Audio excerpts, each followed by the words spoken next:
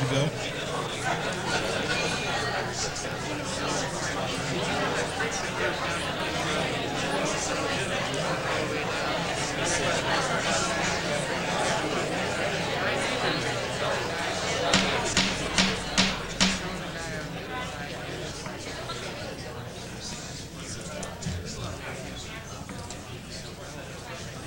We'll reconvene the meeting at this time. I point out that our 10-minute recess is based on Nevada City time.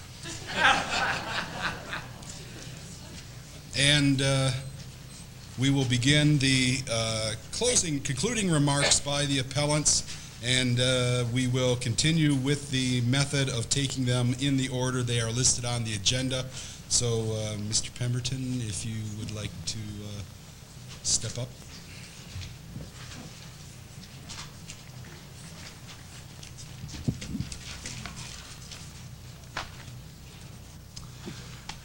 Good evening once again. I'm Lee Pemberton, Queen Elizabeth Place. I've got just a short statement I want to read, but just to respond to Mr. Jones' comments, and Mr. Anderson, if I can get your attention for a second.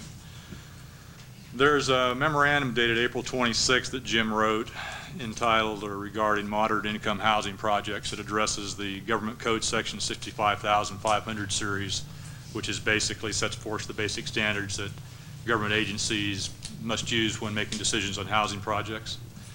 Mr. Jones' comments suggest that you don't have much choice but to approve. And yes, there are limiting conditions, but Jim's memorandum sets out 3 such findings that can be used. But the one thing I wanted to draw attention to is just his concluding paragraph. And that's to say that there is nothing in the above government code section that requires any local agency to approve a variance if the agency determines that the variance is not warranted. So just keep that in mind, that a key and important part of this whole decision-making process has to do with those variances.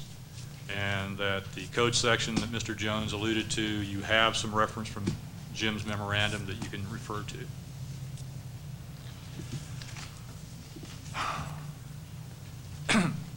I've been reflecting on elitism. Throughout the previous 5 meetings I've attended regarding this project, there has been some reference at some point about how people opposing this development are, quote, Nevada City elitists. Mostly I've been thinking how it is that what was once considered civic pride or being a concerned citizen or being publicly aware must somehow be part of being an elite. If that's so, then I'll state for the record that I'm proud to be part of this larger audience tonight, all of whom have taken the time to be participating citizens, and if that's elitism, I'm for it. If what I recall about the electoral process is correct, and personally I've not participated in that process since 1972, some things might have changed. Then these elitists make up a constituency that elect, among other representatives, members of the City Council. They're not the only constituents by any means, but if they're interested enough to attend these 3 nights of hearings, are interested enough to become appellants, concerned enough to stand in a microphone and overcome the deepest fear known to civilized man, public speaking, then chances they also vote. They probably even campaign or become candidates on occasion. The City Council has the authority and responsibility to appoint city planning commissioners. Common sense and basic survival instincts, if nothing else, would suggest that the commissioners would reflect the attitudes of the council. If that's true, then the recent decisions by the commission regarding this project definitely aren't those of a council being controlled by the elitists. Therefore, as I'm certain you'll be happy to know, you gentlemen are still in control of your destinies insofar as being influenced by these attending elitists who are here tonight. If the planning commissioners who made up the ARC were under the control of the elitists, as defined by those who must have come up with the notion in the beginning, this project would have never gotten past the ARC, and we probably would not be having this discussion tonight. I've been trying to have a little fun here, and hopefully the words sound as humorous as I meant them to be. My intentions, however, are very serious. There's a discontinuity between the obvious concerns that have been expressed over the past couple of nights and the actions on the part of some commissioners. Having said that, I'm not at all comfortable with the idea that this project may be sent back to the Planning Commission with instructions that an EIR be prepared for the same 80-unit development we've been agonizing over for so long. We have heard from the applicant that the 80-unit plan has its roots in a scoring process that is essential to its funding or tax credit qualifications. I'll make one last attempt at clarifying a huge part of the opposition to this project. It is not that it isn't affordable housing, low-income or moderate-income housing, assisted, subsidized, or cheap housing. The concern is that it's just simply too much housing for the size and the condition of the parcel. Personally, I'm not interested in trying to salvage this project with an EIR. I want to see it denied by this council for all the procedural reasons I submitted in my appeal, as well as for the very serious limitations of services and impacts that were discussed by the city engineer and other staff at last night's hearing. There's a tremendous amount of talent and energy in this room. We have parents of all ages, all of whom have kids, other family members and friends who at one time or another could benefit from a housing mix that would allow low, moderate income earners a chance. We have educators, professionals, artists, writers, small business owners, even a recovering alcoholic like myself who see this effort, this challenge as one worthy of involvement and participation. There were some comments made last night during the public hearing about the profit motive, for, against. Well, yeah, that old devil profit can speak out of all sides of its mouth, but there's one thing I know about entrepreneurs that is totally in keeping with the group in this room tonight: creativeness, energy, and pure stubbornness. Given a chance to develop some alternatives to the general plan process when the housing element will be updated, there is no reason why Nevada City can't take the responsibility and accountability of dealing with land use and housing issues in a sensible fashion. The immediate project has too little support from we elitists who are willing to work on something better than for the council to feel any pressure from the applicant that it must be approved or salvaged with an EIR, and I've just added this, or by threat of a lawsuit. Give everyone a chance, and there will be better alternatives developed for the long term. Thanks. Okay. Mr. Cooper?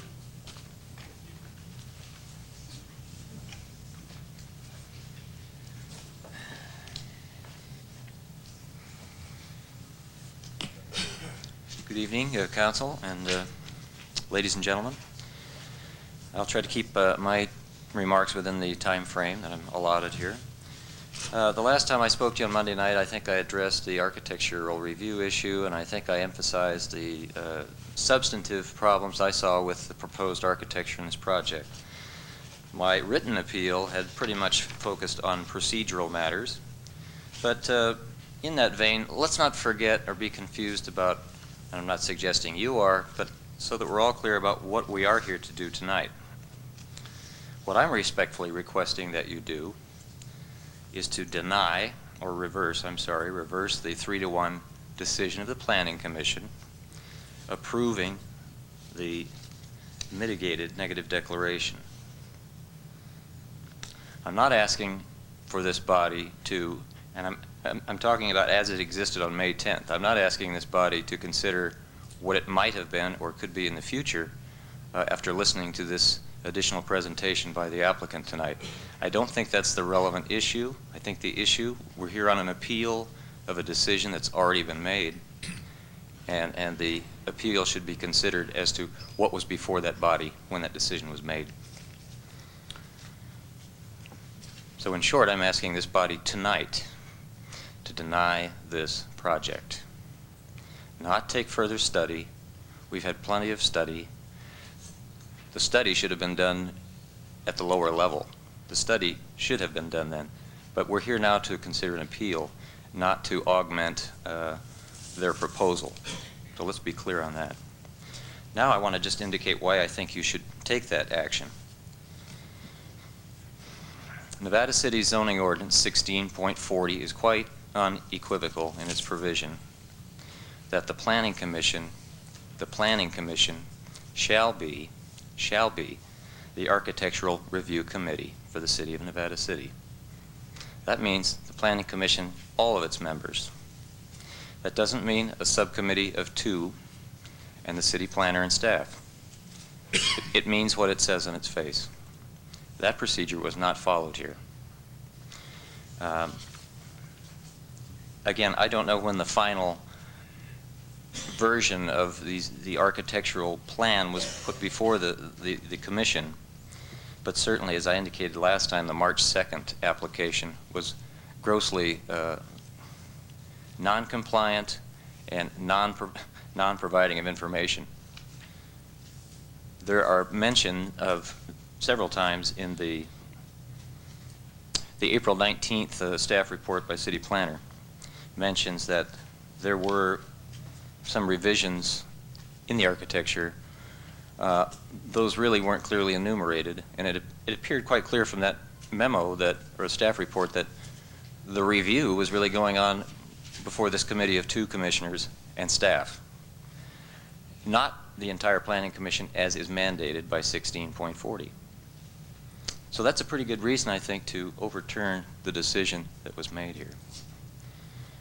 And in terms of the quality of the review itself, I think the usual process in the Planning Commission is to, take a close look. A single family residence is subjected to, I think, more scrutiny and review architecturally than this project was before the Planning Commission itself.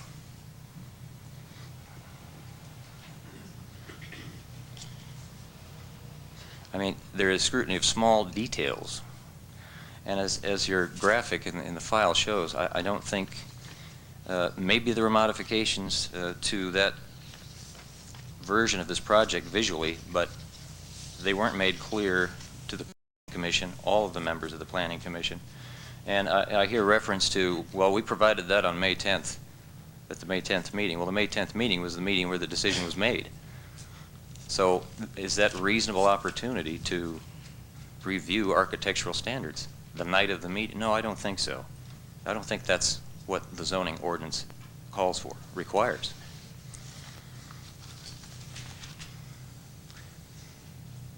As I've said before, we have a special community. You know it. I know it. Let's deny this project tonight. Thank you. Thank you.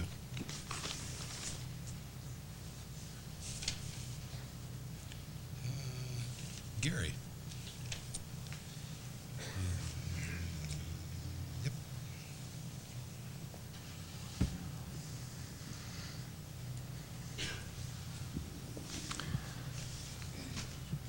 Gary Johnson, 210 Drummond Street.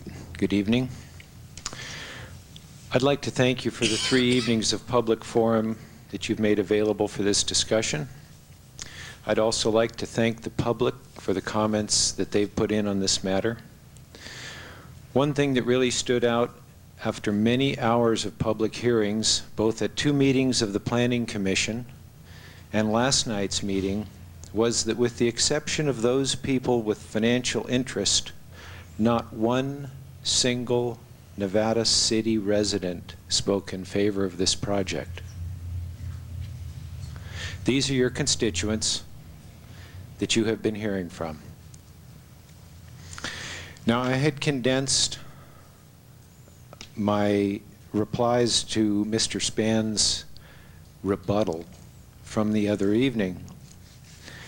But then I come in here and I find out that their attorney takes additional time for rebuttal, mentions my name, mentions my appeal, and he gets a second chance to take a shot at rebutting the appeal.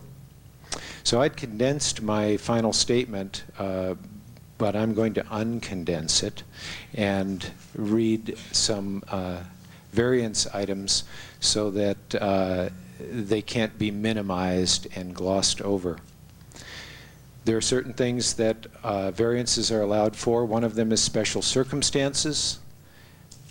The basic standard under the state zoning law is that a variance may be granted only when special circumstances applicable to the property exist. Point of order, Mr. Mayor. This is not a rebuttal, this is a rehash of what he said 2 minutes ago. So was yours. Yeah, I think it seems well within everything else that's been presented tonight. I continue. Thank you.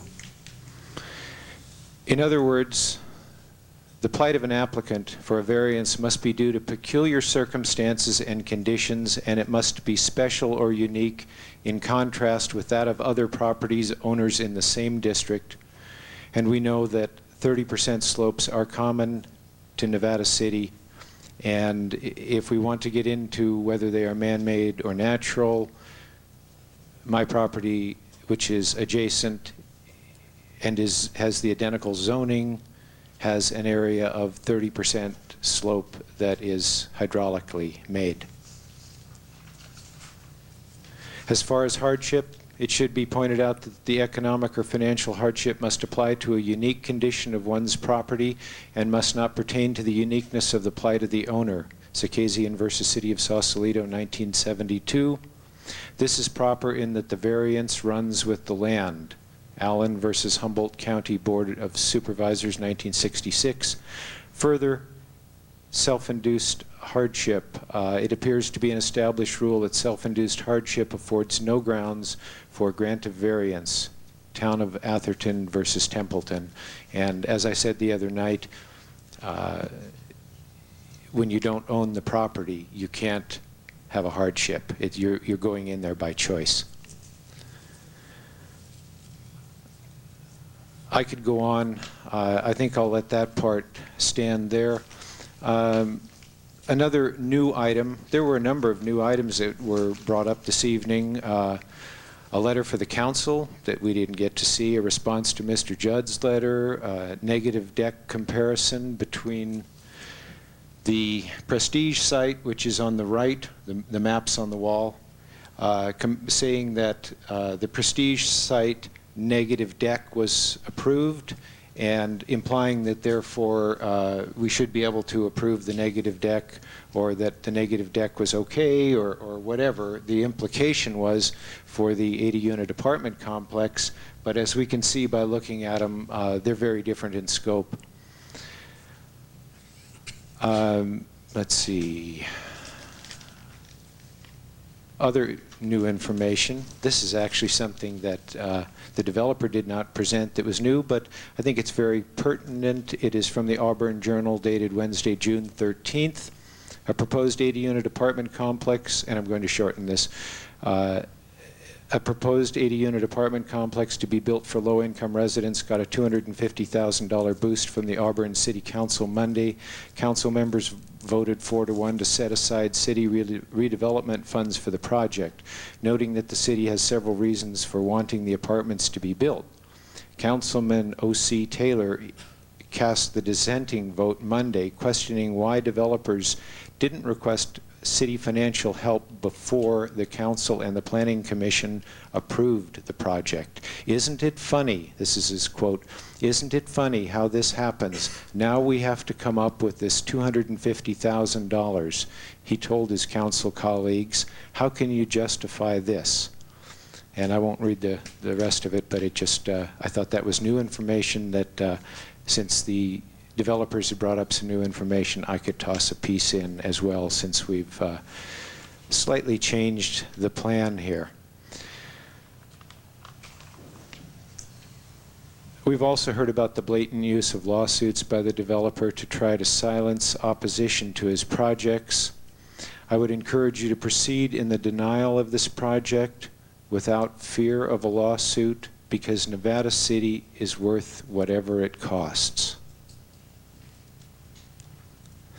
In the worst case, a lawsuit would be far less costly to our city than the cost to our infrastructure if this project were approved. I encourage you to continue the legacy of past councils and deny all aspects of this project. Thank you. Thank you, Mr. Johnson.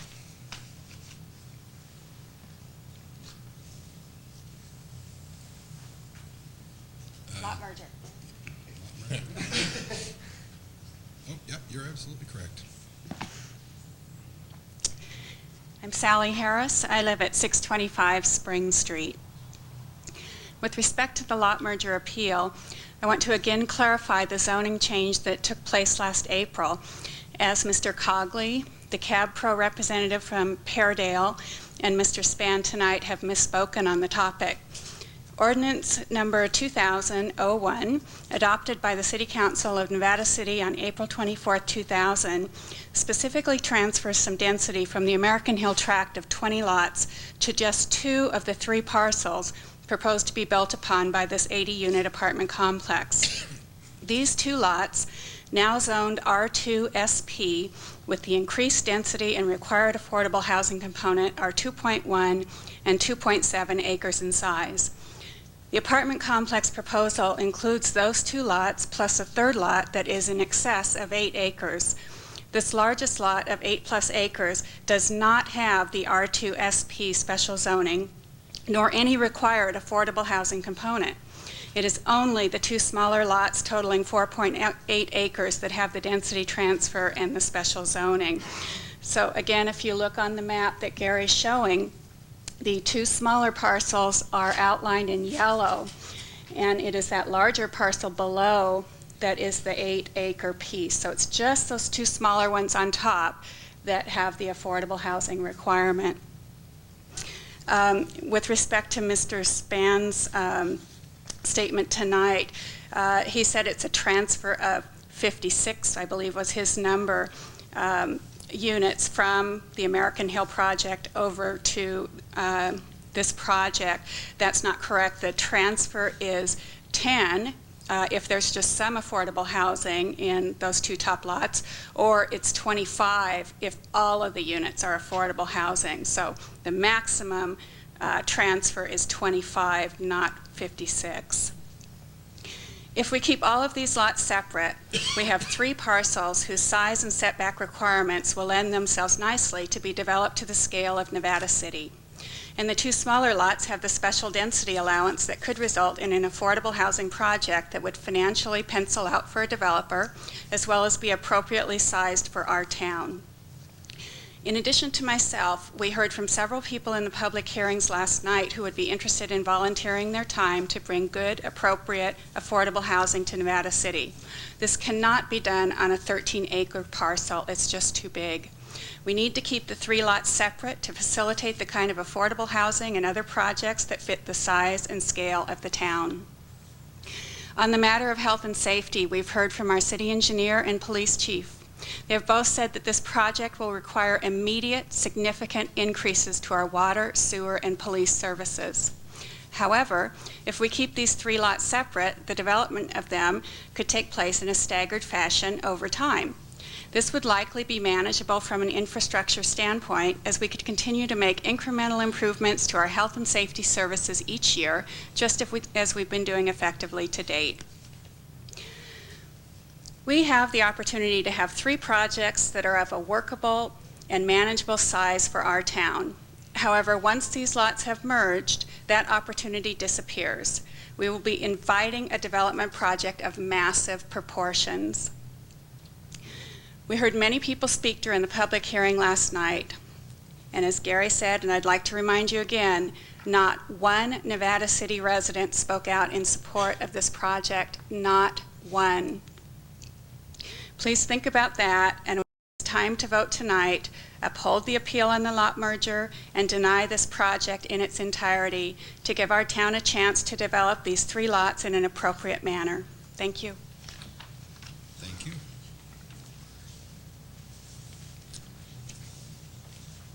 John?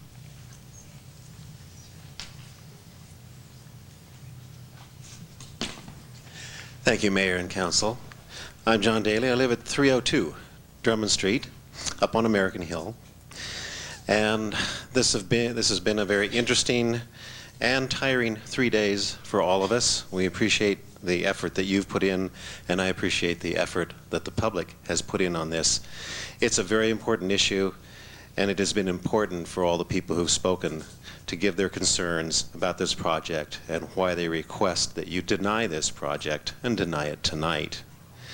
Everyone has had their say. Everyone now has all the facts to make a decision. The people in this audience understand everything. All of you on the council, all the staff know what is happening here and have a good understanding of the project and whether or not it should go forward. Your decision is a precedent record-setting decision. As the City Council of Nevada City, you are at a landmark point in the life of Nevada City. You have actually in your hands tonight the heart and soul of Nevada City. As you make your decision about this 80-unit apartment project tonight, I would like you to seriously consider the following things. Say yes to a Nevada City that is a distinct city surrounded by green, wooded hills. Say yes to a Nevada City with an untarnished scenic corridor. Say yes to the safety and health of the people of Nevada City with their water and sewer systems uncompromised. Say yes with your denial of the variance for this massive loss of trees. Say yes with your denial for the variance for slope easements and unprecedented grading. Say yes with your denial of the lot merger of these three parcels. Say yes to the voice of the people of Nevada City. Say no to the added fire and police impact and the public health and safety issues this raises. Say no to the huge increase in traffic. Say no to the overtaxing of our sewer system. Say no to the added volume and reduced pressure of our water system. Say no to the 2,500 feet of retaining walls on the site.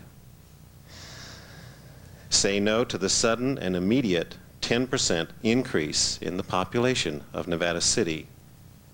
Say no to being forced or intimidated into approval of a flawed project. And say no to the Nevada County Planning Commission. And finally, say no to this project right here, right now, tonight. Thank you. Thank you, John.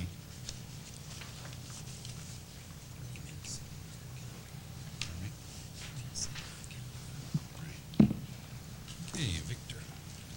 Am I the right person? Are you? I don't know.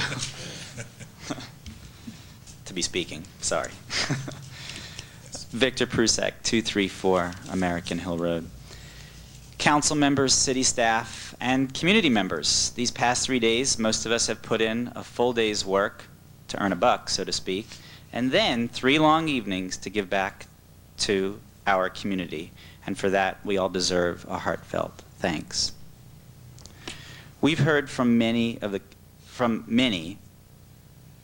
on countless grounds on which this project should be denied on all the variances.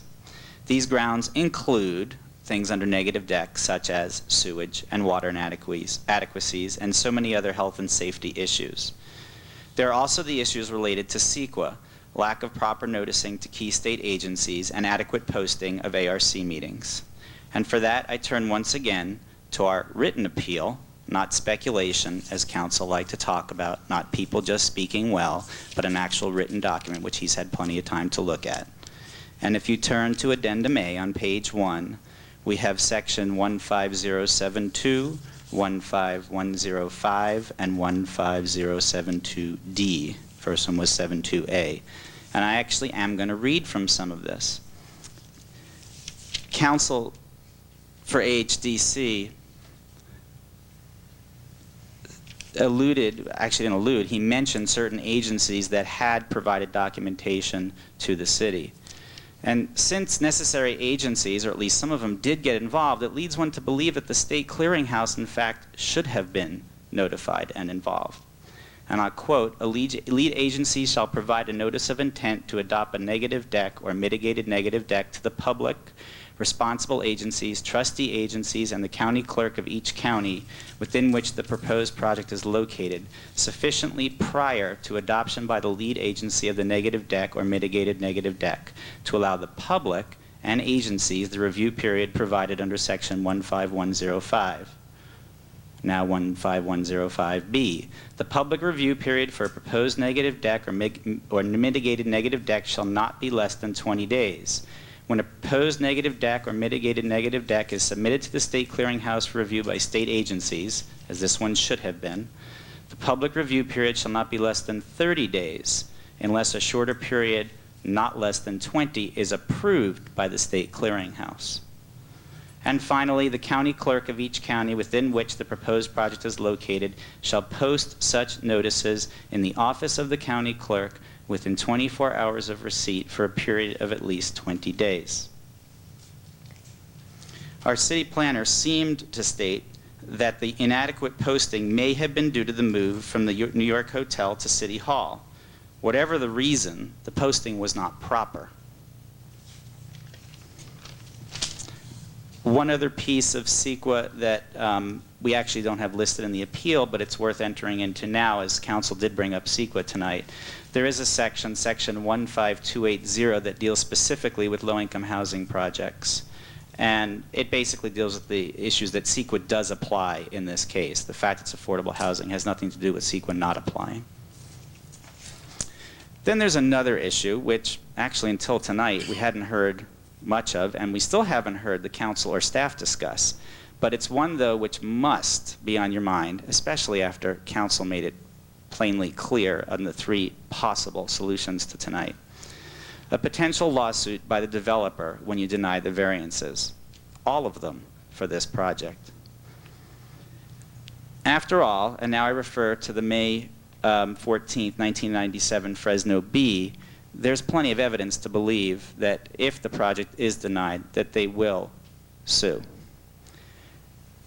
In the B, and I quote, Peter Herzog delivered on a vow he made in March and filed a $27 million lawsuit Tuesday, yes, that's $27 million, against the city of Fresno, 5 council members, and 12 residents for blocking his development of a Northwest Fresno apartment complex.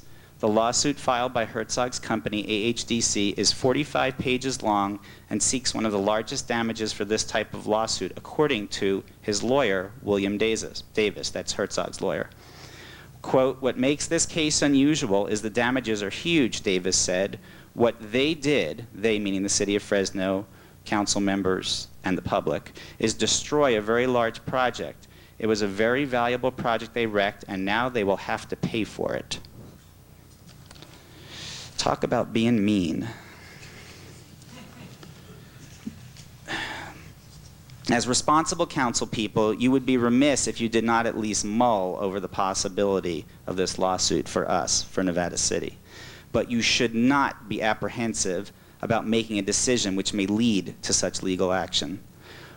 One of the worst impacts of our increasingly litigious society is that the threat of such actions has caused so many organizations to be overly cautious in their decision making. An example of this concerns schools. Many districts have severely curtailed or even halted all field trips for fear of liability. Luckily, my school has chosen to continue our wonderful field studies to Bay Area art museums, Yosemite, Shasta, and even to the Olympic Peninsula in Washington State. It is a tragedy that some schools are intimidated into keeping their students within the confines of their campuses when there is so much to be learned outside the classroom walls. Please don't fall into that same trap. Please do not be intimidated into upholding these variances. A worst case scenario is that a court would require an EIR. In my opinion, this would be unfounded. In the opinions of many people, this would be unfounded. But please do not succumb to fears of a lawsuit. You do not need to do an EIR to deny this project. You can simply deny the variances.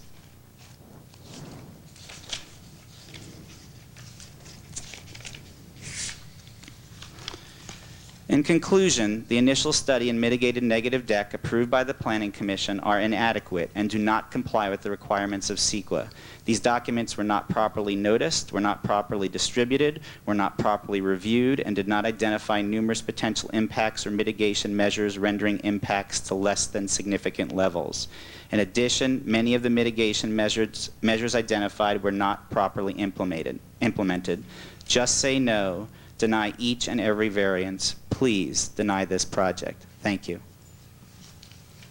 Thank you. Joseph?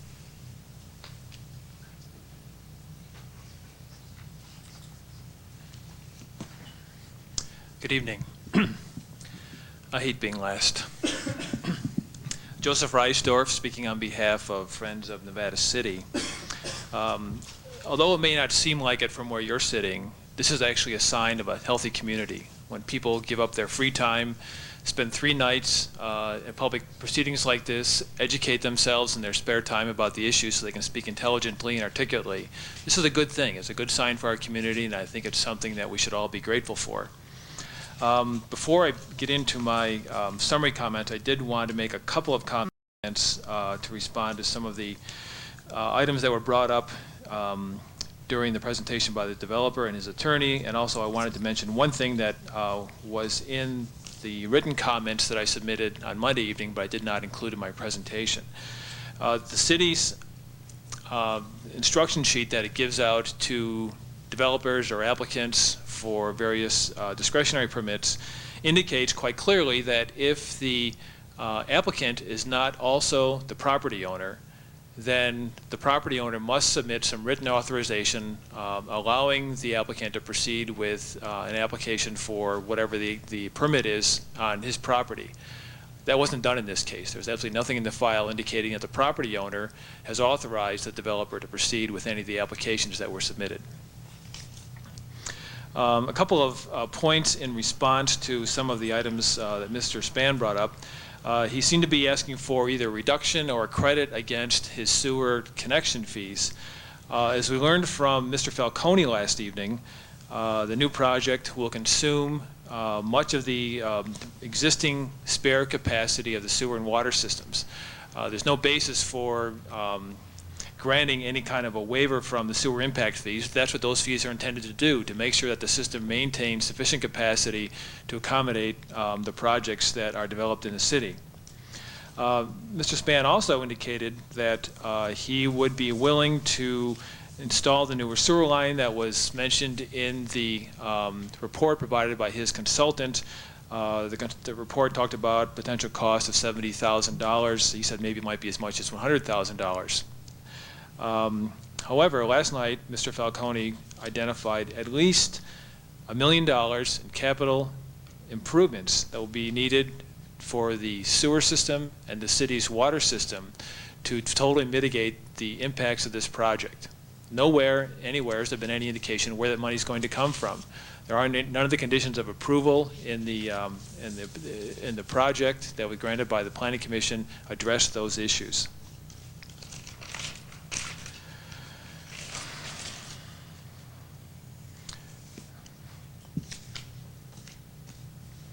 As was pointed out last night, this is a judicial proceeding. You must look at the facts before you and render a decision on the appeals that have been submitted. So let's review a couple of the facts. The CEQA review of the project was inadequate and the negative declaration seriously flawed. Mr. Judd has advised you of this fact. There were no findings or facts upon which to base findings to support the granting of the variances. This collection of papers is a copy of the application for the variances submitted by the applicant, a copy of the environmental information form provided by the applicant, the original negative deck that was prepared by the Planning Commission and circulated for public comment, and a copy of the city staff report dated April 19th, and then a copy of the approval letter dated April 14th, 2001 that was sent to the developer. Nowhere in any of these documents is there any mention of the justification or any facts to support the justification for the variances as required in the zoning code. And that's true also for the stack of papers that each of you have in front of you. And I think that is a fatal flaw of this project. The developers attempted to skim over this issue, but it really gets to the heart of the problem with this project. As we learned last night, the size and the scope of the project were determined by economics, not by considering if the site could accommodate a project of this size, if the city's infrastructure was adequate to address the water, sewer, traffic, and drainage issues, or if the city's services could meet the demands that the project will produce. I've never seen a planning commission or a city council approve a project in the absence of a strong statement of support and recommendation from its staff. Last night, rather than hearing such a statement of support from staff, we heard what I guess I would characterize as a series of red flags that should cause all of us some concern. Before you tonight are 8 appeals addressing 7 specific actions taken by the Planning Commission. The first appeal is that submitted by the developer regarding the Planning Commission's rejection of his site plan. That appeal must be denied. Throughout the processing of this project, the developer continued to submit new information and change details of the project. He had no reason to expect the city to approve a site plan submitted 3 days before the final Planning Commission hearing on the project. All of the details of the project should have been finalized before it was presented to the Planning Commission. In most of my experiences, staff won't even present the agendize an item unless they have an approved site plan, unless all the supporting studies and documentation are in place. I have a client I'm working for right now. We certainly like the staff to go much faster, but we accept the fact that we haven't provided all the information they want yet, and therefore it's not ready for Planning Commission consideration. That's the same practice that should have been followed here. Your own staff is telling you that they don't know enough about the details of the project to make a recommendation or to find that it is consistent with the city's standards, general plan, or zoning ordinance. In this case, the Planning Commission acted correctly, and the applicant's appeal must be denied. Now, finding a way to deal with the remaining appeals may appear difficult, but fortunately, the law provides some guidance. With regard to the negative declaration, the procedural errors and the deficiency in the environmental review of the project have been well documented. Your attorney has advised you that the negative declaration is seriously flawed and inadequate to support approval of the project. By approving the negative declaration, the Planning Commission ignored the CEQA guidelines and the city's own procedures. Please keep in mind that CEQA is not a document, it's not a report, and it's not a series of forms. It is a process. And contrary to some of the statements and comments made by the developer, the negative declaration cannot be fixed because the process that produced it was not in compliance with the law. Therefore, as recommended by your counsel, the negative declaration must be rejected and our appeals accepted. There has been substantial evidence submitted to support our appeals of the remaining Planning Commission approvals, primarily the lot merger, the variances, and the tree removal plan. The Planning Commission did not make the required findings, and there is no evidence in the record to support the makings of such findings. The granting of the variances and approval of the lot merger are discretionary actions that are subject to CEQA. Once you reject a negative declaration, the Planning Commission's approval of the lot merger and the variances cannot stand. Not overturning these approvals would be a serious violation of the law. Therefore, you must accept our appeals of these decisions. It's often tempting to look for a compromise or to seek a partial solution to a difficult problem. But in this case, there is no middle ground and there is no third way. The environmental review of the project was inadequate and there was no basis for approval of the lot merger and the variances. In summary, the only acceptable course of action is the following. Number 1, reject the applicant's appeal of the Planning Commission's denial of the site plan, which is item A on the agenda. Number 2, accept the appeals listed as B through H on the agenda, thereby overturning the Planning Commission's approval of the negative declaration, the lot merger, the variance to the steep slope standard, the variance to the seasonal stream setback standard, architecture review, and tree removal plan.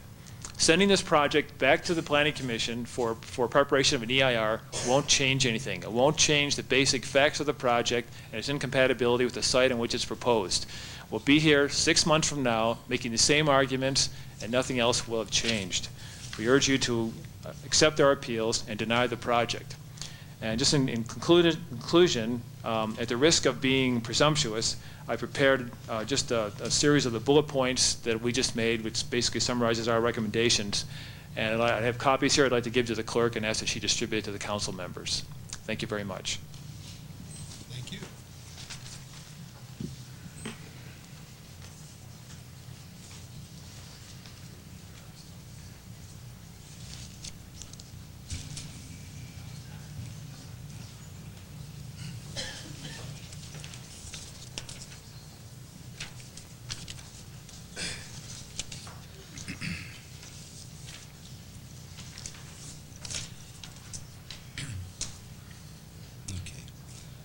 Jim? At this point, if the council wanted to, we could adjourn to executive session briefly under pending or threatened litigation if the council wants to discuss some of its options and what the potential liability or exposure is to the city if that's what you desire to do. And those threats are the threats made this evening in public session. That and my memory of what happened in the Planning Commission meeting where Ms. Gibbons didn't actually directly threaten a lawsuit, but indicated that there was a good chance that somebody would sue if the project was approved. And given that somebody already are suing us currently who is an appellant, I take that seriously. And I believe the mayor was called by Mr. Spann and indicated potential damages could flow from a failure to approve. So I think we've got, we would be fools not to believe that there's a lawsuit waiting at the end of this decision.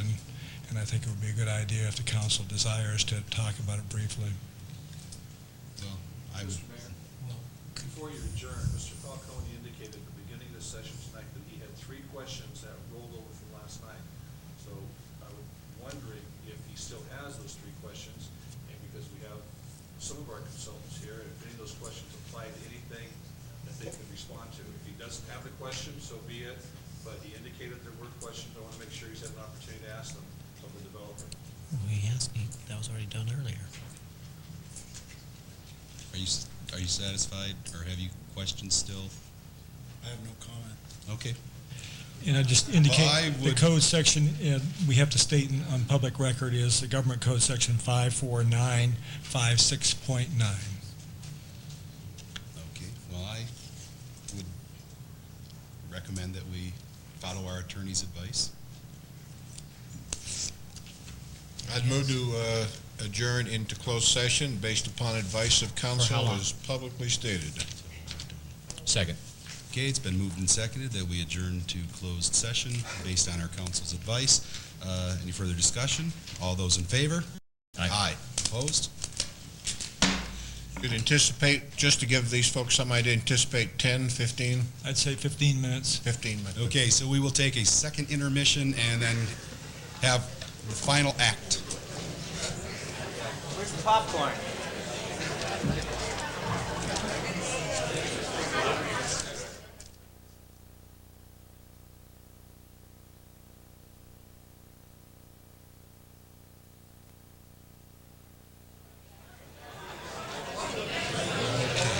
Then, you still want to go first? Oh, just for saying what this, just talking about it? Doesn't matter to me. Doesn't matter to me either. just- Okay. Reconvene the city council meeting. Reconvene the city council meeting. Is the microphones on? Can you hear us? Okay. All right, we open to public discussion? Well, just before we get into that, I'd like the record to reflect that there was a phone call received from a very elderly constituent who voiced her opinion on the project and was not able to attend the meeting yesterday, and she wanted that put into the record. What was her name and address? Pardon me? Oh, Nelda Clark. I don't remember her address. She was 80 years old, and she said she's not against affordable housing, but she did not think this project was for Nevada City. okay. There we go. And I can't remember all the names of the people who called me saying the same thing. So, anyway. Okay. Well, here we go. Hey, go first, Dave. Go first? Sure, test the waters. Go ahead, back up. We're going to limit ourselves to not more than probably 15 minutes apiece. Right. Count up. But I'll go last just in case there's some extra time. No banking. No banking, right. Well, it's hard to top everything that was said here by the citizens of Nevada City. My best boss I have. I couldn't have better people giving me advice, giving me encouragement, letting me know when I'm doing things wrong, and I get them all, and I do it for free, and gladly for all of you. So thank you very much for spending 3 nights here doing exactly what I believe in, which is government by the people, for the people. We work for you. My concerns are the same as your concerns about this project. It's kind of like you've got a size 12 foot, and you go and look for a pair of shoes, and the shoes is affordable housing. But the only size left is a size 6. But you go ahead and buy it, and you try and put your size 12 foot in a size 6 shoe. So it's trying to make something that is good, and it turns it bad. I just don't think that that's the way to do it. All the money in the world, we can gold plate this, and there's probably still gold maybe over in that site if they were allowed to sluice it more. Wouldn't make this project any better. I would now myself want to live there by a toxic dump and the highway. I don't think it's a great place to put a place like this at this size. There's so many things that were brought up, but one of my biggest concerns, because I don't need to reiterate all the positive things, but one of my things that I was concerned about is the manner in which we were presented this program. Starting out with someone suggesting, Mr. Spann, to rewrite our housing element when he was said, no, don't do that. He did it anyway. So far he's shown us he's a do it anyway kind of person. And we're not that way here in Nevada City. We don't do that. We don't tolerate people threatening to sue us. This is a community that saved a 39...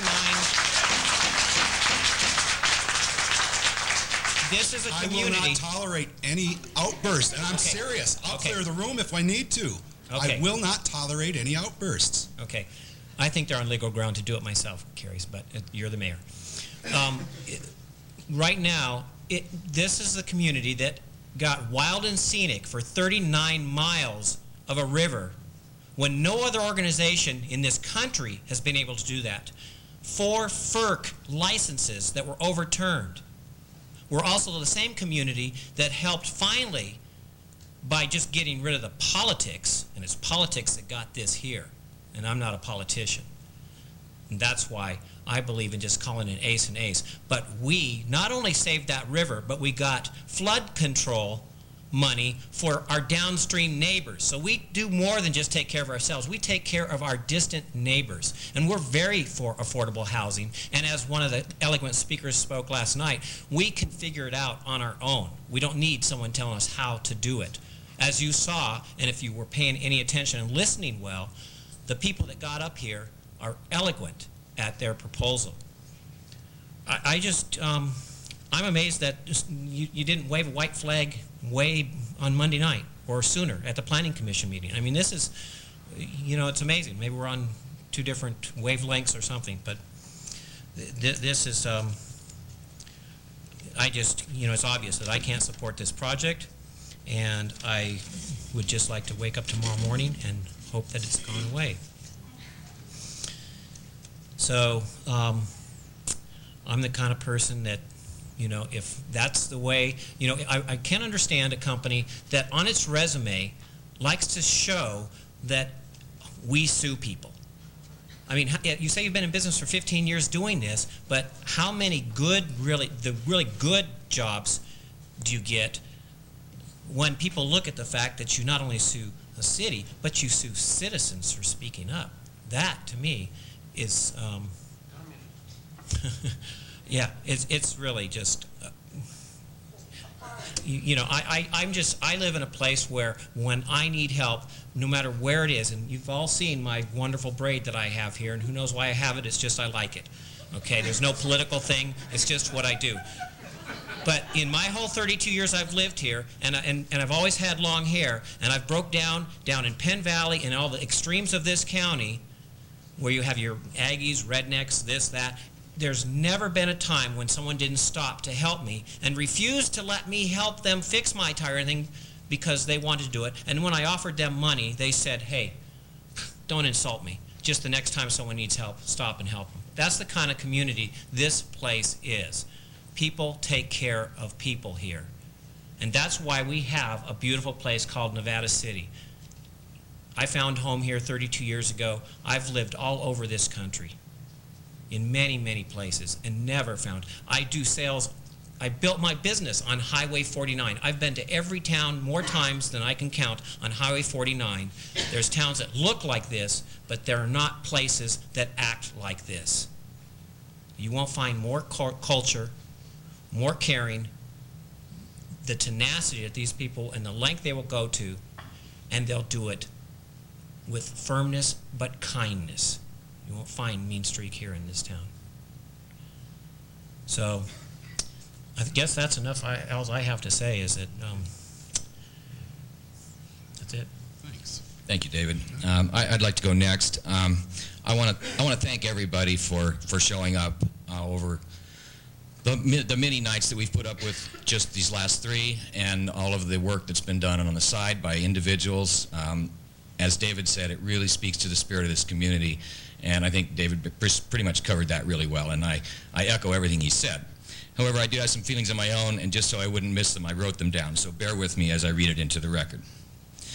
I feel that this project has developed a life of its own, driven by the applicant's desire to maximize his profits and meet his funding deadlines, and the Planning Commission's willingness to accept very creative, yet never used, Nevada City design features, such as storage tanks for water, effluent, and drainage. I feel that the project, as now presented, is greatly changed from the original that received the proposed mitigated negative declaration, and that the evolution of this project should have taken the path of leaving the 3 lots as 3 lots and developing a smaller project on the 1 or 2 upper lots which received the density transfer. The upper lots are much smaller, could be had for less money, and should pencil out as a small scale, at a smaller scale. I feel, even though Mr. Spann stated it is common practice to approve first and respond later to tests completed after conditional approval is given, I do not agree that this is either common sense or the Nevada City way of doing things, and that this too is driven by funding deadlines. The overwhelming opposition to this project appears to be all centered around its size and the myriad of problems that arise because of the 80 units, which are a direct result of allowing the lot merger. I do not feel that the site is ugly and needs to be graded into the sameness of the surrounding hills, which were not the site of historic development of hydraulic mining. After all, ugly old Malakoff diggings received state park status. I oppose this project as presented and mostly oppose the lot merger that allowed it to grow to an unacceptable scale, which has produced a project that is so opposed by the rest of Nevada City and its character and people. I applaud Mr. Spann's determination and creative thinking in trying to solve these problems, but always to his benefit.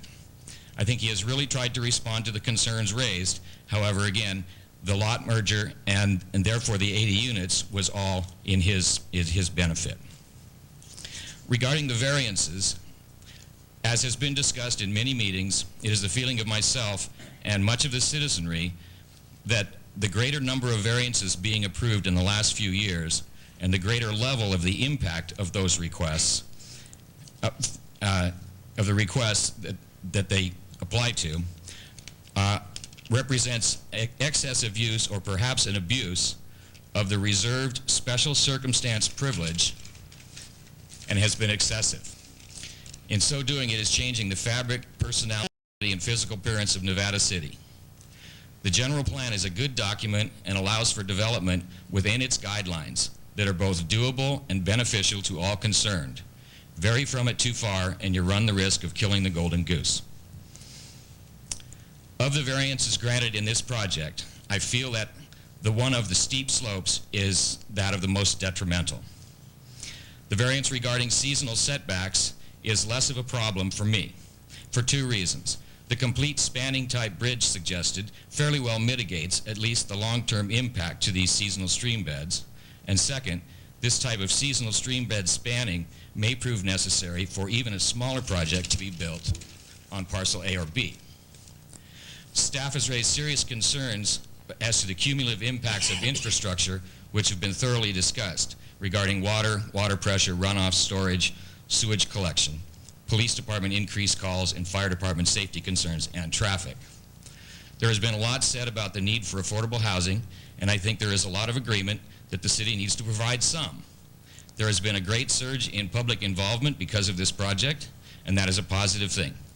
If this project is denied, I would hope that all the energy and discussion that has come about to deny it can be rechanneled into positive, creative, and perhaps out-of-the-box thinking to continue to address this problem of affordable housing, but on a scale and a way compatible with Nevada City, because we are out-of-the-box people. So again, thank you everybody for your help. Thank you, Pat. And I also would like to thank all the people of Nevada City, those in attendance and those who are unable to attend and who have been following it via FCAT and the various radio outlets. I appreciate it. A number of people said that they wanted to thank AHDC because it brought people together who didn't formally know each other. And I think that's great. And I certainly hope that these people don't just fade back into their regular lives and go about that as Pat said, that the energy and the positive momentum that has been generated on this is sustained and carried forward in other ways that can enhance our city and make the town even a greater place to live. Because you know, as you know, that if you put positive people together with a common goal, anything can happen. And so I strongly encourage everyone. I also thank everyone. I speak to schools and students and what have you, and I always am reminding them that if you don't get involved, then if you don't tell your elected officials what you want, then you leave your elected officials to do as they think is right, and it may not be what you think is right. So you know, you've just proven to me that is absolutely a true statement, and that participation is absolutely essential. As far as the projects go, I wanted to say to Mr. Spann that although you said in your phone call to me that that you were not threatening me with all the people that were going to sue us if this project was not passed, it pointed out to me that there's obviously different interpretations of what threats are. One thing that was not brought up in any of the discussions during the last 3 nights is that in Nevada County we have a person who is, you know, the standard bearer and the chief proponent of affordable housing. No one's heard a word from this person. Pro, con, anything. You know, it seems to me that could possibly be construed that, you know, if you can't say something nice, don't say nothing at all. And, you know, I am very concerned, as the other two have pointed out, the impact on our water and sewer. The fire marshal's concerned, Chief Travato's concerned, the traffic impacts. I think that the soil conditions, I think that Candace bringing up the bags of soil taken from the site was just very, very graphic evidence that... Actually, that's Dale Damsky. Oh, I'm sorry, Gail. Well, thank you. It tasted good. Yeah, it was a very, very graphic example that, fine, you can plant trees on a ratio of 2 to 1, but will they grow? And will the landscaping grow? And what is this place going to look like afterwards with that kind of soil? That soil, by the way, would be excellent for an infield of a baseball field. I mean, that clay and the DG is just great, but I don't believe they're planning on building a ball field on this location. The grading, the amount of the grading, the retaining walls, the amount of the retaining walls just really concerned me. The fact that there are so many places that have steep slopes, excessively steep slopes. These are all major concerns. As I've had numerous people come to me and tell me, I was going to build a duplex on you know, wherever, and it took me months to get through here, and I had to do this and I had to do that, and they picked over every little piece of my design. It seems to me the Planning Commission really did not give a lot of time in reviewing this project. I think they kind of just slid it through a little too quickly for my tastes. So basically, what I would have to say is that I feel that this project is the wrong size. I feel this is the wrong site. I feel it's wrong to expect the people in Nevada City to bear the burden that this would place on the town. And I think that this is the wrong city to try to push around.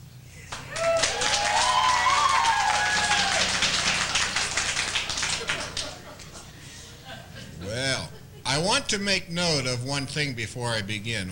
We just came back from a 20-minute closed session. I took nothing upstairs with me into the closed session, and when I've returned, I have not made one change to my notes. What I'm going to say is exactly what I wrote this afternoon prior to any closed session, prior to any vote. Please keep it in mind. I made one note about the fact that I mentioned it to my friend Mr. McKay that if we spend any more time this close together, we're going to have to exchange class rings. This is getting to be quite a process. I've had some people call me. Some have called my answering machine and not identified themselves, but after all these years, I'm used to that. That's okay. There's been suggestions made by some that I have promised my vote to Bill Spann.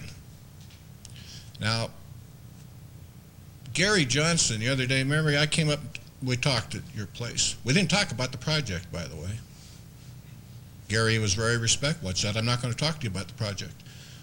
I want to come in your backyard with your permission and take a look at your visual impact. But I'm not going to talk to you about the project. And I told him something, and I look in his eye. I don't think at first he believed me, but by the time we got done, I think he did. Mr. Spann knows this to be true. He and I have never had a conversation about this project. Never. He tried hard, left a lot of messages. I'd call back and say, I'm sorry, Bill, not going to talk to you. One morning I was having coffee down at the hotel watching CNN, and he came in and said, let's go have lunch. I said, well, nope. That's why we have a microphone there, we have a microphone here. So I know that comes as a great shock to some of you who think I'm in bed with these people. Never had a conversation with Mr. Spann about this project. There's been some talk about how contentious this issue has been. Well, some of us have been around a long time. This is nothing. I see Mr. Mattson standing up there. This is nothing, huh, Paul? This is a piece of, this is like a church revival. I can recall a meeting right where Kathy's office is now. In fact, it's kind of ironic. Where Kathy sits now at her desk is just about where she sat when she was mayor of Nevada City. Probably about 4 feet away from where your chair was when you were the mayor. And, I recall a meeting one night when we were talking about whether or not we ought to be able to drink on the streets. I still think we should, but that's, I was in the minority. At least I was able to salvage special events. And we had a councilman who felt pretty strongly that we should not be able to drink on the streets. And one of the bar owners stood up and he said, I'm not going to mention his name. He was a good guy, and it's a long time ago. The fellow stood up and he said, what are you talking about? Your wife comes in my bar every night. At which point the councilman stood up, took off his jacket. The bar owner stood up, took off his jacket. Unfortunately, the audience was able to restrain the bar owner. The council restrained the councilman, who soon thereafter resigned from the city council. This is nothing. I remember I sat upstairs in that same office. It was about drinking on the streets again, and citizens came to City Hall and sat on the front steps drinking beer, waiting for the meeting to begin. And then went upstairs in the council chamber with their beer and drank their beer during the council meeting. ouch, this is a piece of cake. I also remember Champion Trails. Now, Steve Dodge at the Planning Commission displayed a newspaper from 1981 on the early 82, it might have been, must have been early 82, on the Champion Trails issue. You want to see contentious public hearings? Those were incredible. People wearing buttons that said, "What's in it for me?" Truly, this is easy. Also, I enjoyed Steve when he brought the newspaper in from 20 years ago. My God, I still care. He showed me page 3. There was a photo of me. I just won re-election as a school board trustee of the county school board 20 years ago. I begin to think maybe I've been doing this sort of thing about as long as I need to do it. The suggestion has been made that I tried to stifle free speech in this room. No, I didn't. I kept asking learned counsel, what in the hell are we doing here? Are we wasting these people's time? I did not want to see the kind of emotion that we saw like last night where one woman couldn't stop from crying. Is it really worth putting people through that kind of emotion if we're going to follow the advice? And I think I can say this without breaking any confidentiality. I sent to the city attorney some time ago a confidential memo, which will remain confidential, but I don't think I'd be divulging any confidentiality if I were to paraphrase it. Oh, it'll be a quick paraphrase, believe me. I said to the city attorney, I have great respect for him. He and I, in fact, Monday, I began my 10th year in the city council, on Monday. Hard to believe. But I said to Jim, as much respect as I have for him, we are going into an area that is foreign to us. It's an area of federal fair housing and discrimination. There are laws that we have never dealt with as a city or as a city council. I said, I really think we need to bring in outside counsel. We need to bring in someone who can give us legal opinions because they work in the industry. Mr. Judd was hired by the city. I'm the one that asked staff to please hire an outside consultant because we were up against something we'd never faced before. From the very beginning, I've made it clear to anyone who's asked me a question, my vote will be based upon the law, not on my personal philosophy. It's not going to be based on emotion. It's going to be based on the law. Every question I have asked for 3 nights has been based on process and law. I don't care about all these peripheral issues. I care in a sense, but that's not what's going to control my vote. There have been suggestions about Brown Act violations at the Planning Commission. Let me, first of all, oh, come on. Jesus, yeah, I was so prepared I lost everything. That the fact that one of the people who spoke was asked to sit down, originally asked to please stop assaulting verbally a staff member of the city. Continued, asked again, suggested if you don't, you'll be removed from the room. At that point, it was not the chair of the Planning Commission who interceded after the second request. It was our own city attorney who said, that's enough. So last night we were told, well, we violated his Brown Act rights because he has a right to say whatever he wants. Let me read to you the Attorney General's opinion on that. When a member of the public testifies before the legislative body, the body may not prohibit the individual from criticizing the policies, procedures, programs, or services of the agency, or the acts or omissions of the legislative body. Although this provision does not confer any privilege or protection not otherwise provided by law, it evidences an intent by the legislature to permit individuals to criticize the policies or programs of an agency, while leaving open a possibility that a body may prohibit comments which it believes to be slanderous or which may invade an individual's personal privacy. That's the Brown Act. I believe Mr. Cogley's personal privacy and his ethics were invaded. Let's see what we got here. Historical resource. I enjoyed Paul's presentation. Did you bring that to donate tonight, by the way, or to hit us over the head with? I did not. Oh, okay. Neither of the above. Okay. I enjoyed his historical presentation. I would like to make a brief one. I promise it. Oh, I've got 25 minutes. I'll make it a brief historical presentation. No, don't worry about that. Do I think that that's a historical site? Yes, I do. But not because of Mr. Mathewson. Only very obliquely because of Mr. Mathewson. I want to read something to you. This is about a young man who came to Nevada City in 1850, pioneer of this town. When he came through the isthmus, coming from back east, he caught a fever. He got to Marysville, he was delirious. Let me tell you what he wrote in his autobiography. I was taken sick with Panama fever.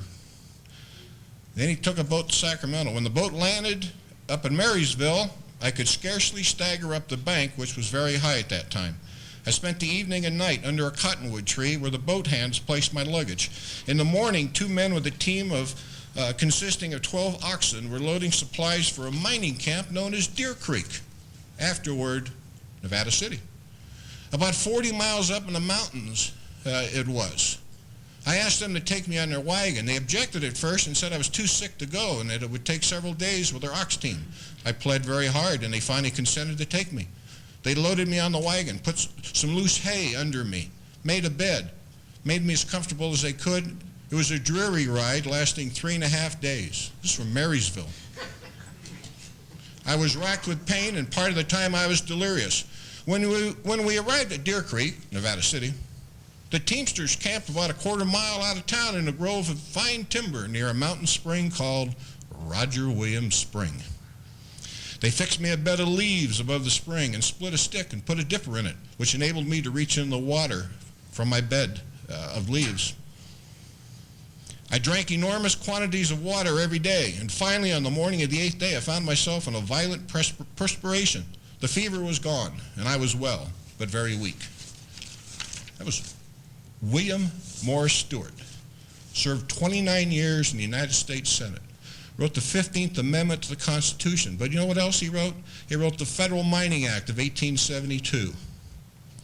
Had he not been placed next to Roger Williams Spring and not flushed out that fever,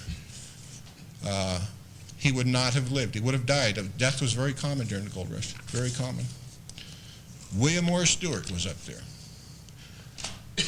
I could never find Roger Williams Spring. I went to the city engineer 6-7 years ago, and I said, Bill, do you know where Roger Williams Spring is? He says, yeah, I'll take you up there. So he did. We went up to Roger Williams Spring, which is actually, if you were to look at the old Prestige plan, it's just where the road comes in and makes a right turn to me, a left turn up there, right down at the corner of the property. Yeah, right there. That's where Roger Williams Spring is. So we stood there, and he pointed down a gully about 15 feet, said, there's Roger Williams Spring. I said, it can't be. I've read the history books. He said, no. Now, he knows that I like to put up markers, historical markers. And Bill said to me, don't ever put up a marker here that says this is where William Morris Stewart sweated out his fever in the summer of 1850. And I said, but he did. And your answer was, no.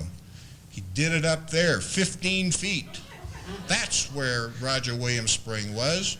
That's where the Mathewson hydraulic digging was.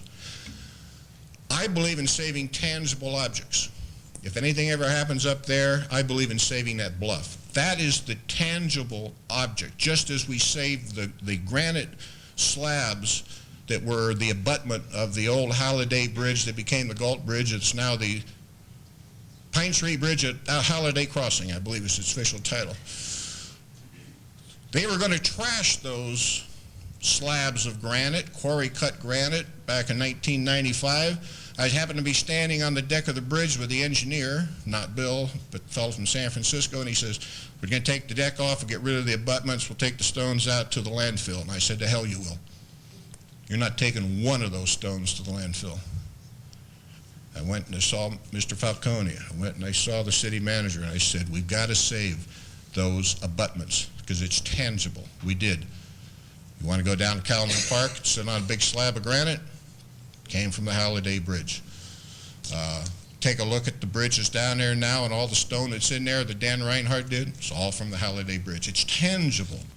There is nothing tangible up there to represent Edward Matheson, because by the time they got down to that decomposed granite, he was long gone. He had never stepped foot on that property. He stepped foot up there, but he never stepped foot on that property. Last night, someone made kind of an offhand remark that was, I know it was intended to be kind of sarcastic, which is fine, but actually they were right. I already had planned on mentioning it. What is left there now is not a remnant of Matheson, but it represents the birth of the first major environmental law in the history of this nation, the Sawyer decision of 1884. That is the birthplace, I absolutely agree, Paul, that's the birthplace of hydraulic mining, which spread to Red Dog and the U-Bet, the whole Greenhorn River, creek out here where Hanson Brothers has all of their rock, all that is just tailings from the old diggings up higher up on the hill, the hydraulic diggings. It eventually led to Malakoff, which has been compared here tonight, and was compared by Paul on Monday night, or on Tuesday night. That piece of land is the birthplace, without question, of the first major environmental law in the history of this nation, and needs to be recognized. But Mr. Matheson probably never stepped foot on there. I'm almost certain he didn't. So it doesn't compare. My point was it doesn't compare with the Civil War battlefield. Civil War battlefield is still there. The bodies in many cases are underneath. Remnants of rifles and sabers are still in that ground. Nothing there for that, but it is historic because that water that percolates to this day out of that side of that hill saved the life of a man who served 29 years in the U.S. Senate, one of our primary pioneers. I heard things like, this thing's too big, not right for Nevada City. Those are the sort of things that I never really considered because that's not what we were here to pass judgment on. We're here to pass judgment on health and safety. That's all. That's all we were ever here for, health and safety. I agree with Tom Taylor.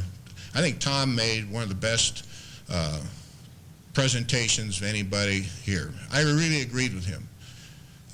Boy, that is the right place for affordable housing, and we need it. But it was too big. That's why I asked the question last night. We limit it to 80. If it goes to 79, you lose the grant. The answer, yes. So we never had the opportunity to negotiate a smaller. They could start all over again with 40, but can't go to 40 with this grant application. That's a fact. But Tom made a good point. Jay Cooper, I served with Jay's dad. In fact, I'm the only person, yes, I'm the only person at this table who ever had the honor of serving on the Planning Commission with Lon Cooper. I would have a friend who's moved up here from San Francisco, and we were looking at these plaques about out here, and the one about Lon, and he said, gee, do you know that guy? And I said, no, hell, I served with him. Proud to have served with him. Jay Cooper made the comment that I think was most pertinent. You have inadequate information. We certainly do. We have inadequate information. We don't have enough information by which to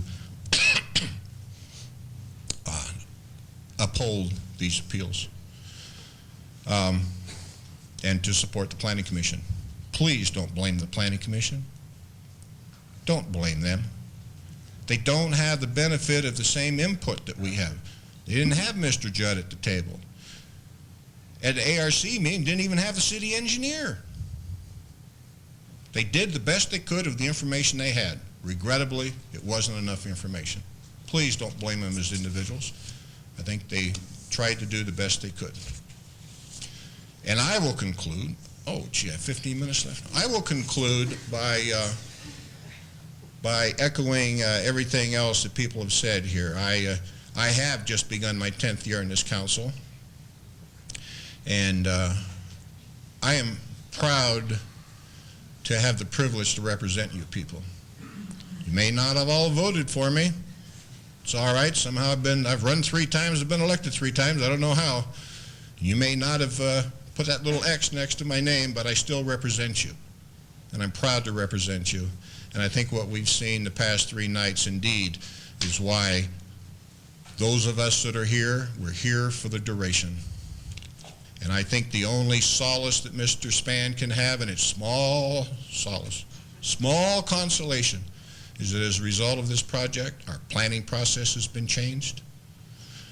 Our planning commission will get better information in the future than they've ever had. Plans will go to planning commissions prepared for a decision, and we will have made a major accomplishment in the processing of applications in Nevada City. Small consolation, Mr. Spann, tonight, I'm sure, but that's going to happen. I thank you for giving me an extra 2 minutes, Mr. Mayor, and I think we have a sense of where we're headed tonight. Very much so. Let's see. Well, I believe we're ready to entertain motion. I will be happy to put a motion on the floor.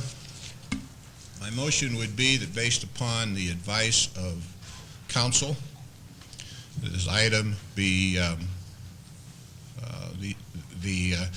this item be referred back to the Planning Commission for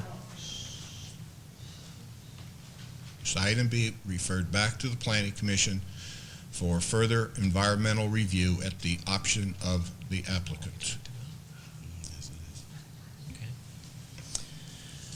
Essentially, it would mean it would have to go back to either a city planner or someone else to do the initial work before it ends up back to the planning commission.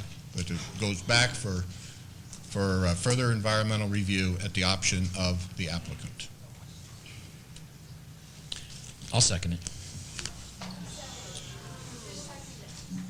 Okay. I did. Moved and seconded. Now, discussion. I'd like to point out that, as Steve said, there are 2 ways to do things. There's the way that could be construed as the emotional way, or what I personally may think is the absolute right way to do things. And then there is the legal way. And sometimes there is a great deal of difference between the 2. But we do live in a society that is based on law, and we need to respect that. And we not only have our own city attorney, but we brought in an expert in this field, and it is based on their advice that this motion was made. Anybody else? Any further discussion? Well, I would just like to point out that if this motion is passed, and if the applicant so chooses to follow through, that it merely opens the opportunity for more time to be applied to all of the concerns that everybody's brought up. So it is not to be construed as our way to dodge a bullet and to let the program somehow evolve without total proper concern and input from everybody involved. So I personally had some problems with thinking that this was a correct direction for us to take, but at the advice of our own city attorney and our experienced contracted other attorney, we I believe that this is an action that needs to be taken. It's not the end of the road for anything. So that's my feelings on that motion. And it may not be the end of the meeting. Do a roll call vote. Okay. Any further discussion? No. Could you do a roll call, please? Yes. Yes? No. Yes.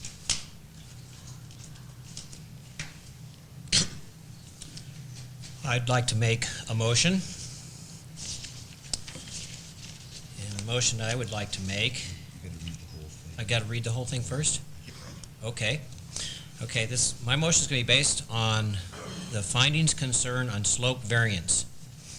The council has received and reviewed an extensive file concerning the proposed project, including, among other things, site plans, grading plans, a proposed mitigated negative declaration, and other materials presented to the Planning Commission.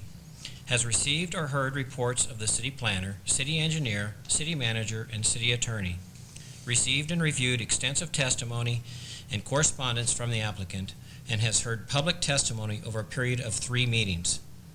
Section 12.14 of the Nevada City Zoning Ordinance provides that no development of any type is permitted on any land where the cross slope exceeds 30% unless a variance is granted.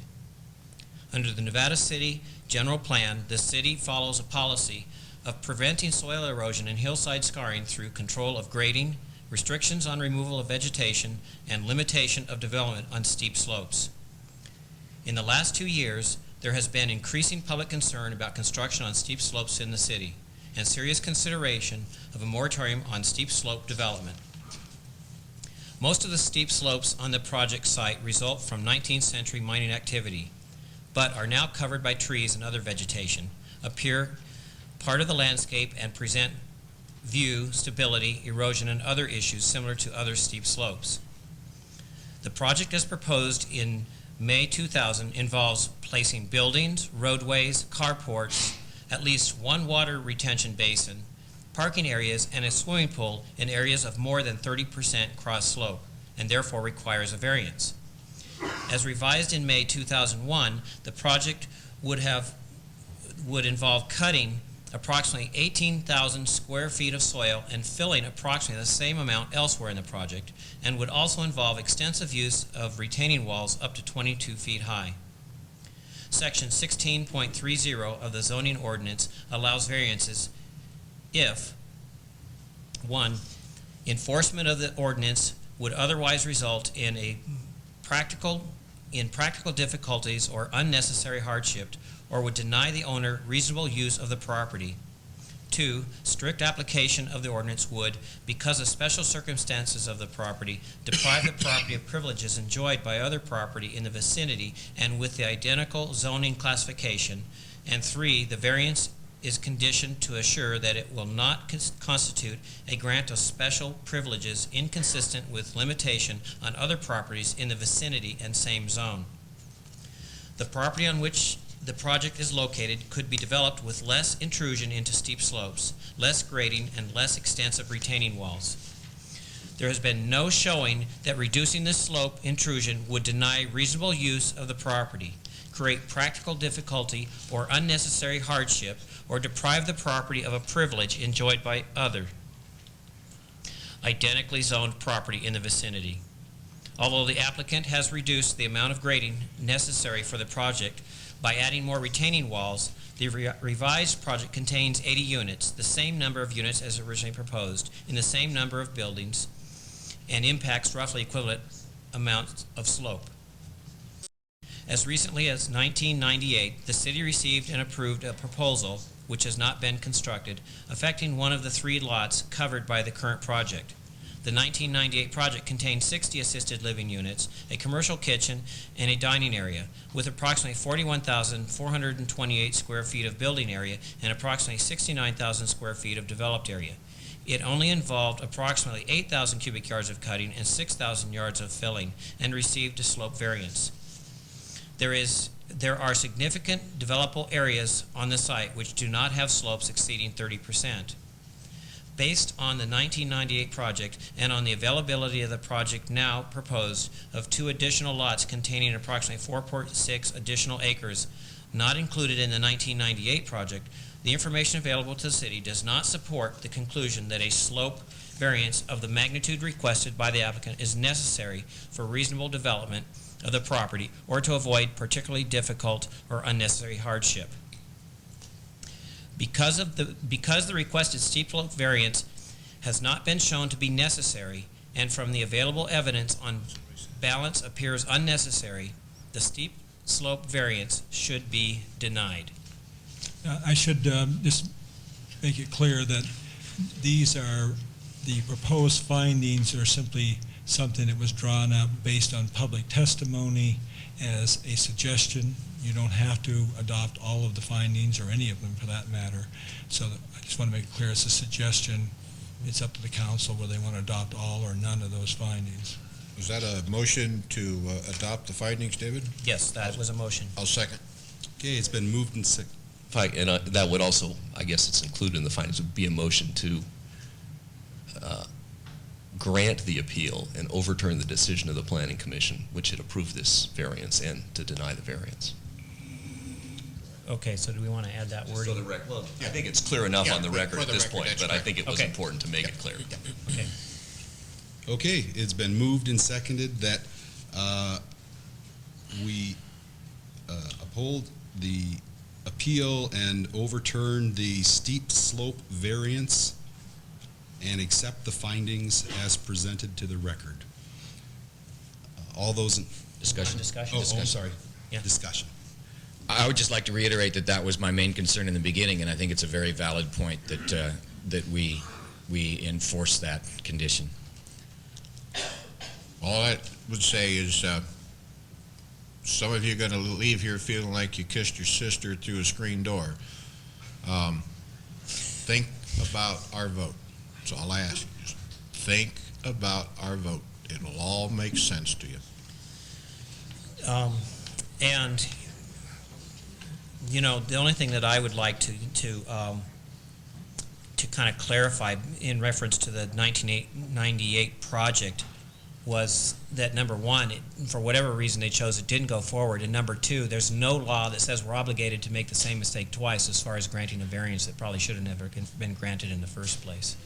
So, just for the record, I wanted that to be known that that's the great thing about laws in this country, that we're able to change our minds and improve and do better the next time. Okay, and the question that I have is for either one of our council. Is either now or after the vote, or would it be prudent or correct for you to summarize what this would mean? What would be what this would result, or is that so that there would be clarification both for the applicant and for the public, or?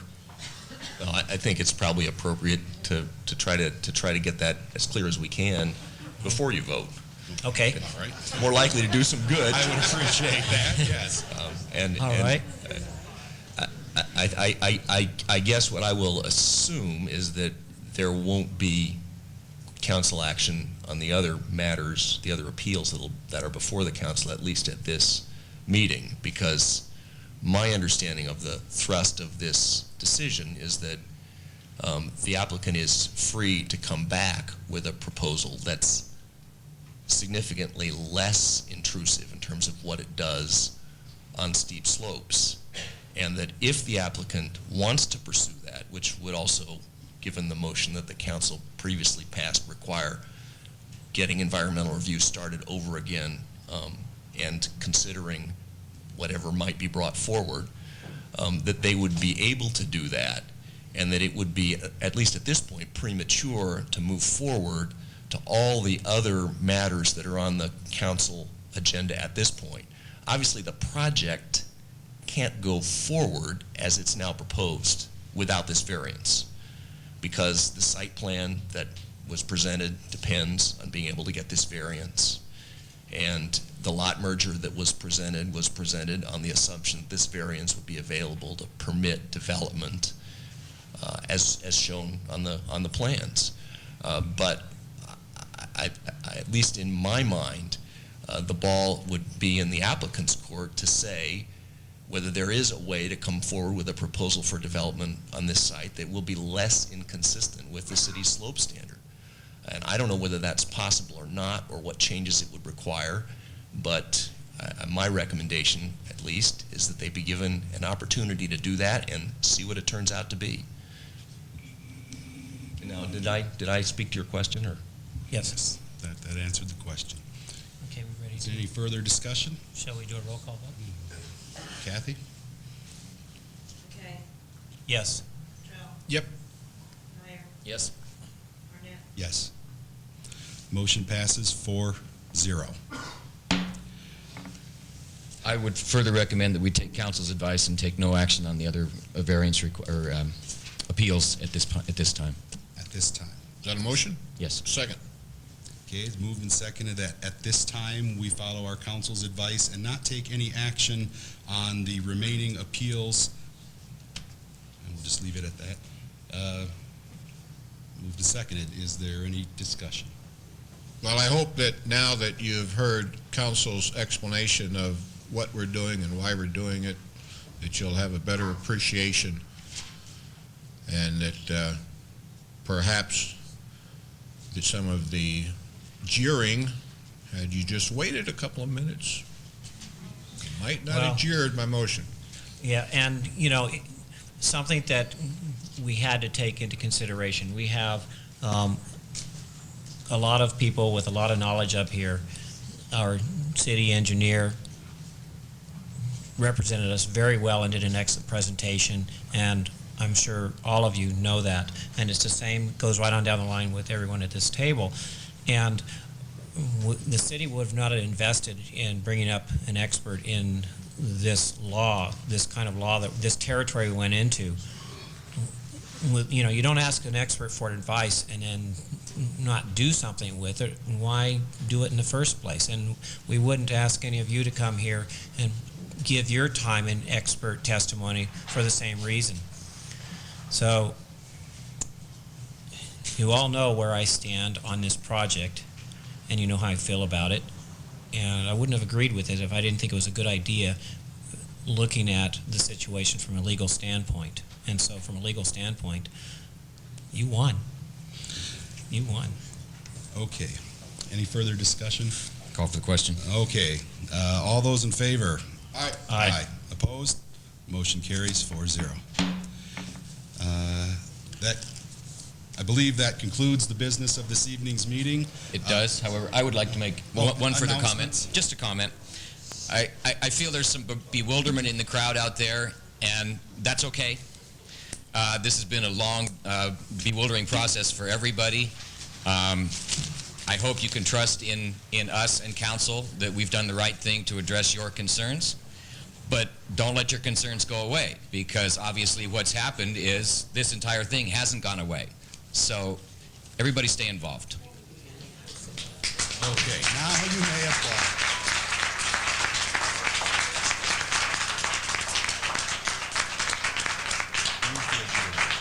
I move to adjourn. Second. Moved and seconded. All those in favor? Aye. Aye. Council stands adjourned.